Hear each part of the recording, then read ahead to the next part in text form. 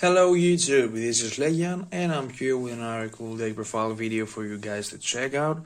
I'm here with my most beloved deck of all times, which is Farfist, and I'm here with Farfist for February/March to 2021 format. So without further ado, let's go straight to the deck profile, guys.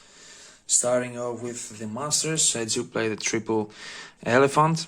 Elephant is my favorite monster of all deck because when this card is normal special summon, you get to special summon another Farfist from your hand, and it has another ability to return one fire formation from your graveyard in order to, search for a level 5 or higher monster from your deck to the hand.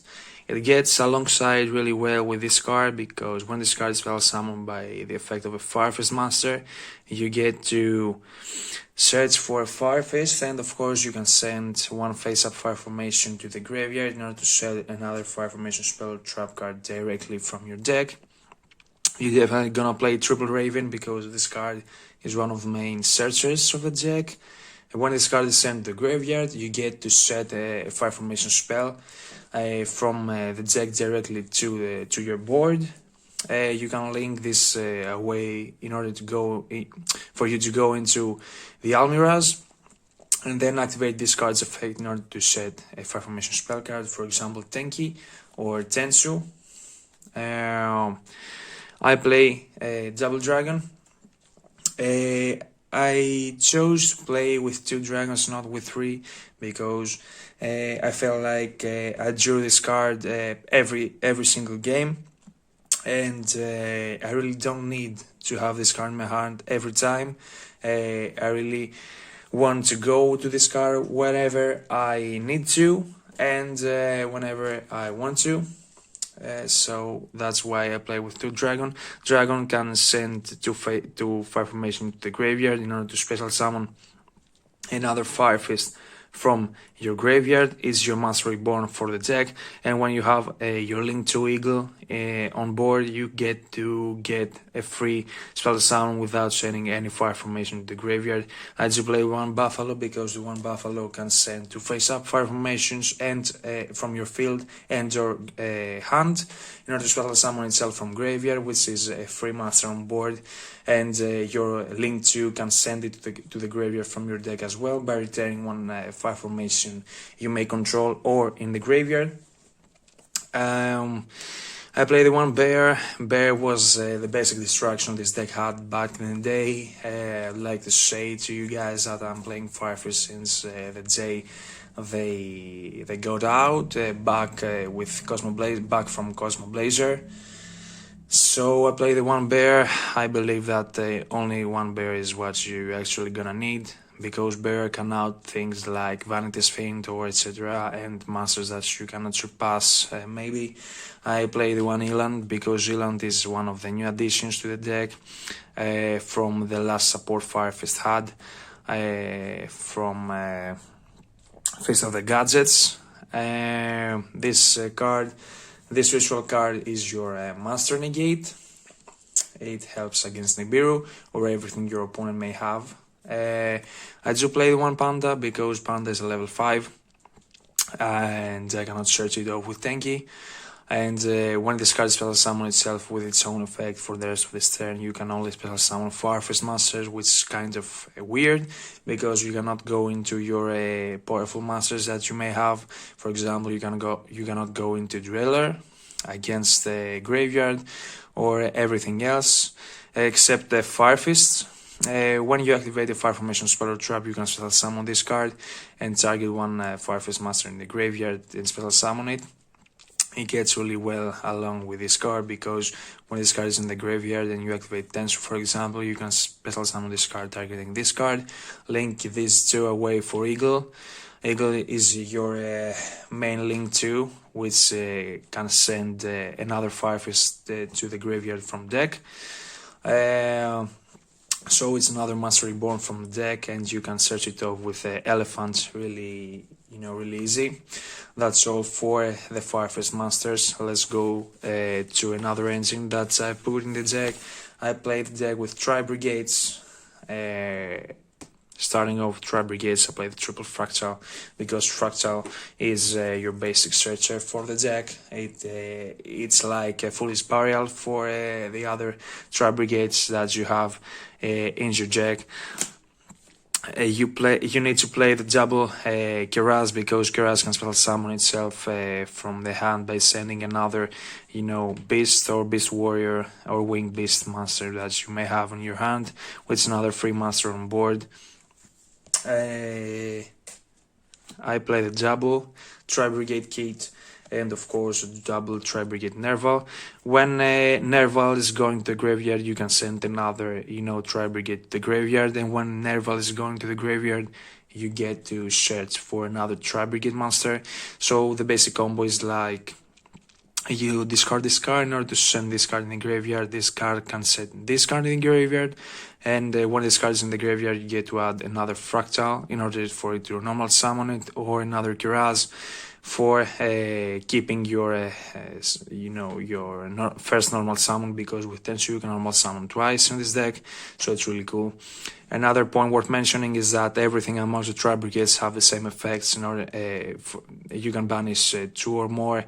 You can banish the link materials from the graveyard. Beast warrior, winged beast type monsters amongst them, in order for you to spell summon a beast warrior link monster with the same link rating. This engine gets you Appaloosa really fast, so that's why I'm playing, because this deck, the way I see it, has so much potential for the current meta, and it's one of the basic, the most powerful rogue choices, I'd say, for the time being. I do play the double Wolfbark because when my opponent negates the fractal is dead in the graveyard, sitting there alone. So if you open like fractal in this card, you can almost summon this card targeting fractal with its effect in order to special summon it. This card can special summon level 4 fire masters by negating their effects, but you don't care because you normal summon this card, special summon fractal or everything that you may have in the graveyard, and going into Link or Exist plays, so it's really cool. It's another alternative against hand traps, I'd say. That's all for monsters. Let's go straight to the spell cards. I play, of course, the triple tanky. Triple tanky is a big, searcher for this deck. It can search almost everything except the level 5 or higher monsters. I play the triple Tensu because Tensu gives you the additional normal summon.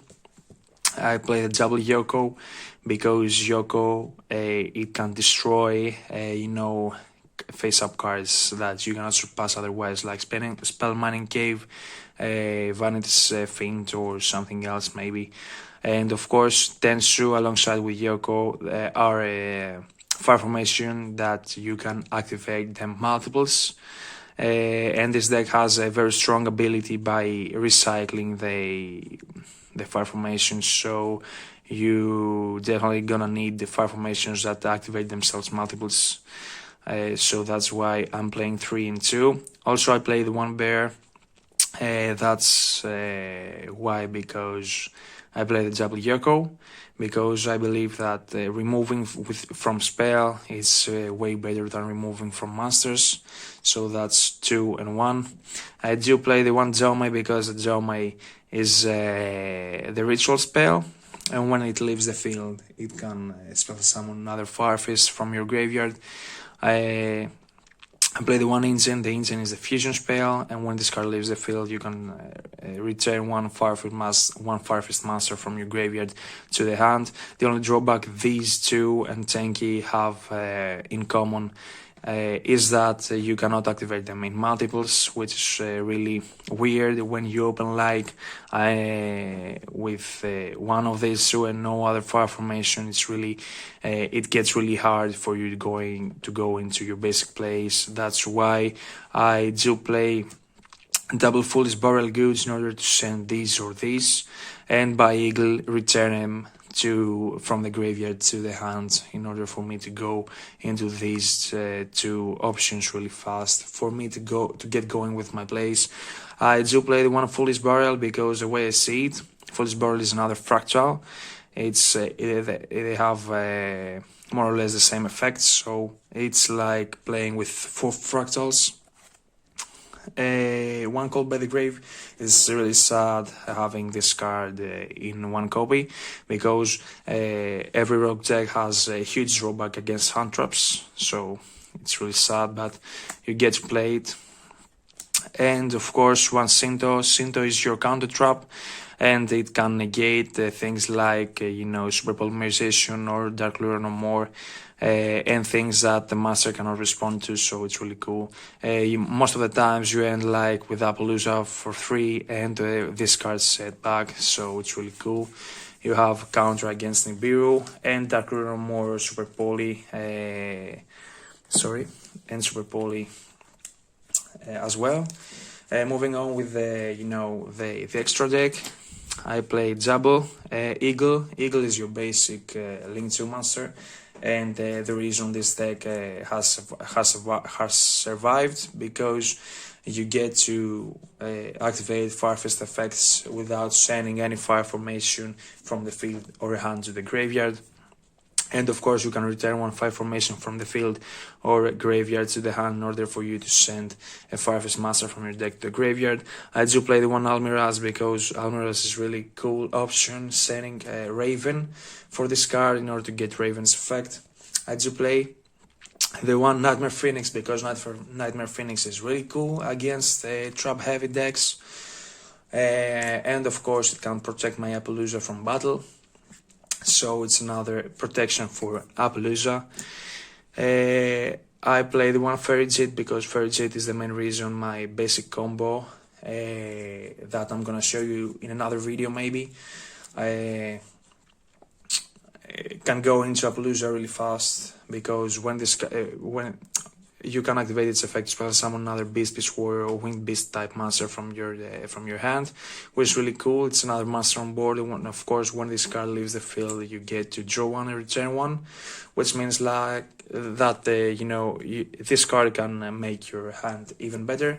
Of course, one Appaloosa, because you go into Appaloosa for 3 or 4 most of the times, and back you have the Shinto, which is the counter trap. I play the one Boral Sword because I don't play the Link 4 TRI-BRIGATE for the time being, so Boral Sword going second is a very good choice. I do play the Fusion, the one Swan, because the Fusion can send 1 fire formation from the field to the graveyard in order for it to destroy a card during its battle phase as a quick effect. And of course, when this card is special summon, your opponent gets 200 damage for each face-up fire formation you may have.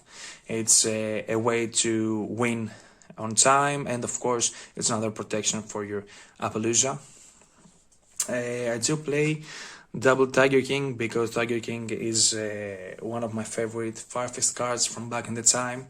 It can negate once per turn, it can negate by detaching 1, it can negate everything else on the field except Beast Warrior monster effects, so it's really cool. And when this card is exit summoned, you can set another fire formation spell trap card directly from the field, from your hand to the field, from your deck, to the field, which makes it kind of more easy to go into your Shinto for spell or trap negates. And of course, another thing worth mentioning is that you get to recycle this card most of the time. So the third turn, if you negate one spell or trap card your opponent may control, you can recycle it back with Eagle or something else maybe. I do play the one Cardinal because Cardinal is one of my favorite choices going second, because you can detach 1 card in order to target up to 2 face-up cards and shuffle them into the deck, which is really cool. And it can recycle your fire formation as well, or masters, of course. I play the one Saganine and of course one Dryden. Saganine and Dryden against back row decks, and of course cards that I cannot surpass. And of course it's another protection for Appaloosa. The one Dweller, because Dweller is really cool option against, you know, everything that uses the graveyard. And of course, last but not least, the one Tornado Dragon for going against backrow decks as well.